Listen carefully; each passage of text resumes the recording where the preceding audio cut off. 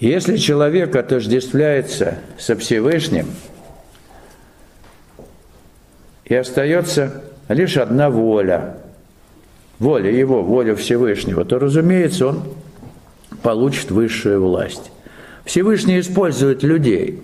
Они воображают, что их желание изменяет обстоятельства, но так может думать только совсем невежественный человек. Так что никакой власти у человека нет. Человек – орудие Всевышнего, и не более того. Враждебные силы – это тоже представители Всевышнего, вы знаете? Бог-то един. Нет мира Бога и мира дьявола. Ясно? Это спектакль, в котором все силы Господом используются. Вы-то думаете, я там это, что-то могу. Вы марионетки враждебных сил, прежде всего. До тех пор, пока вы не объединитесь с волей Господа. Ясно? Вот тогда будет одна воля. Та воля, которая ему угодна. Вот тогда вы, вчера мы говорили, абсолютно свободны. А так вы все время в плену враждебных сил. Всегда.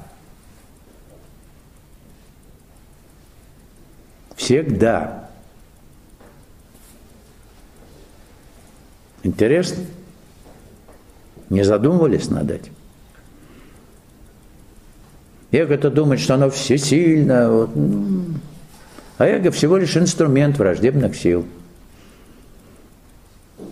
который ловко использует наше эго для того, чтобы получить подпитку себе. Знаете, все наши эмоции, ведь когда мы что-то делаем, так сказать, не в состоянии пребывания в Господе, а действительно с эмоциональной компонентной, от нас истекает энергия, как правило, негативная энергия. Вот та самая энергия. Мы расстраиваемся, мы сокрушаемся, мы чем-то недовольны. А это питательная среда для враждебных сил.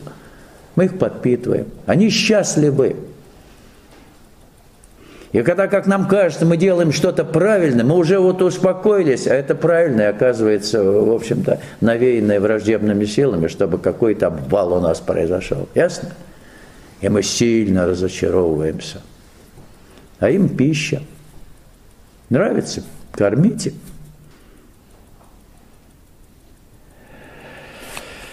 Доноры.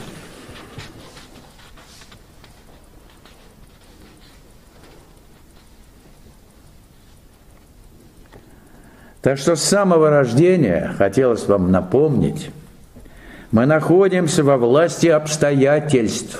Обстоятельства властвуют над нами. Мы не хозяева. С самого рождения мы находимся во власти обстоятельств, которые создаются вокруг нас по воле кармической программы, цель которой – подвести нас к духовной реализации всеми правдами и неправдами. То есть спокойной, сытой жизни не ждите. Понятно? Пока вы находитесь под властью кармической программы, кармический педагог вас будет больно бить, если вы плохо понимаете, чем надо заниматься. Ясно? Интересно? И как бы вы ни пытались вырваться из пут кармы, у вас ничего не получится. Ибо это непреложный закон духовной эволюции. До тех пор, пока вы не начнете заниматься делом. Понятно?